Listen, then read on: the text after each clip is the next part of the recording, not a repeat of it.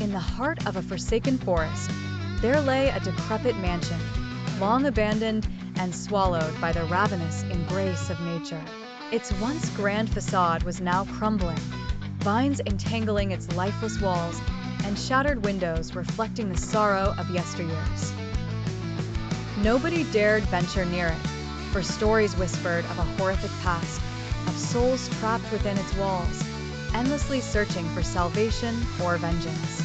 Aya, a young writer with a thirst for the unknown, had heard these tales and felt an inexplicable pull toward the mansion. Armed with her notebook and a flashlight, she ventured into the forest one fateful evening, driven by a mix of curiosity and a desire to find inspiration for her next novel. As she approached the mansion, the air grew colder and an eerie silence enveloped her, broken only by the occasional rustle of leaves. Aya stepped through the creaking doorway, every fiber of her being on high alert. The interior was even more dilapidated, with centuries-old dust hovering in the air and cobwebs draping every surface. Shadows seemed to dance around her, flickering in the dim light of her flashlight.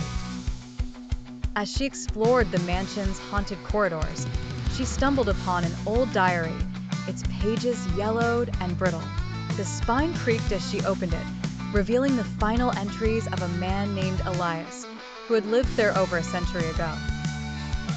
His writing spoke of strange occurrences, of whispers in the night and dark figures lurking just out of sight. Elias's words painted a picture of a descent into madness, culminating in a chilling revelation.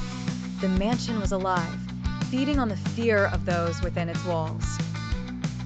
Driven by a mix of fear and fascination, Aya continued reading until she reached the final entry. Elias wrote of a ritual, a desperate attempt to appease the malevolent spirits that had taken root in the mansion. He described a mirror in the ballroom, which served as a portal to the other side. Guided by Elias's words, Aya made her way to the ballroom, her heart pounding. There, in the center of the room, stood an ornate, full-length mirror, its surface grimy and covered in handprints. Summoning all her courage, she wiped the glass clean, her reflection staring back at her with an intensity that made her shiver. Suddenly, the room grew colder, and the shadows lengthened, their forms becoming more distinct. Whispers filled the air, growing louder and more frantic. Aya felt a force pulling her toward the mirror, her reflection now moving independently, beckoning her to step through the glass.